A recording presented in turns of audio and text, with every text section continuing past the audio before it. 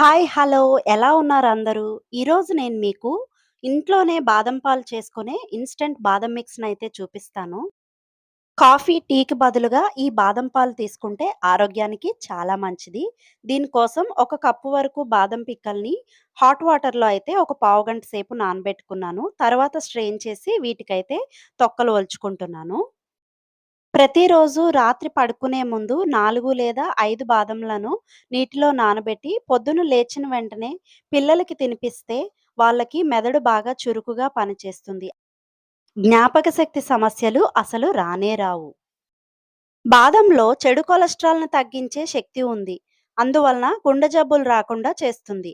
అలాగే ఇందులో phosphorus, calcium బాగా ఎక్కువగా ఉండడం వలన ఎముకల ఆరోగ్యానికి కూడా చాలా దోహదపడుతుంది. ఇప్పుడు ఈ తొక్క తీసిన బాదంలను బాగా గాలికి ఆరబెట్టి, బాగా పొడిగా అయిన తర్వాత ప్యాన్‌లోకి తీసుకొని కొద్దిగా వేయించుకోవాలి.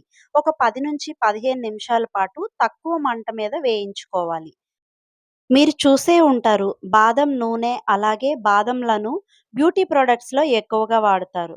సో, ఇప్పుడు బాదంతో పాటు ఒక కప్పు అంటే బాదం కంటే తక్కువ క్వాంటిటీలో జీడిపప్పును కూడా తీసుకొని, దాన్ని కూడా తక్కువ మంట మీద వేయించుకొని, ఇలాగా మిక్సీ జార్‌లోకైతే ఈ రెండిటిని బాగా చల్లారిన తర్వాత తీసుకోవాలి. చల్లారక ముందే మిక్సీ చేస్తే మీకు ఆయిల్ కంటెంట్ లాగా జిడ్డుగా అవుతుంది. పొడిగా ఉండదు. చూసారా ఎంత మంచిగా పొడిలాగా అయిందో?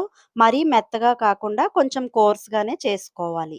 అలాగే కొద్దిగా ఒక కప్పు వరకు షుగర్ తీసుకొని, అందులో 4 యాలకులను కూడా వేసుకొని, ఆ పొడిని ఇందులో మిక్స్ చేసుకోవాలి.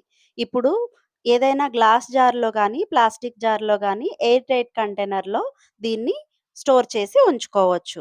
మనకి కావాల్సినప్పుడు రోజు బాదం పాలు చేసుకోవడానికి, లేదంటే కుల్ఫీ చేసుకోవడానికి కూడా ఈ పౌడర్‌ని మనం ఉపయోగించుకోవచ్చు. రుచికి రుచి, ఆరోగ్యానికి ఆరోగ్యం. ఇంకెందుకు ఆలస్యం? మీరు తయారు చేసుకోండి. వీడియో నచ్చినట్లయితే లైక్ చేయండి, షేర్ చేయండి, కామెంట్ చేయండి. సబ్స్క్రైబ్ చేసుకోవడం అస్సలు మర్చిపోవద్దు.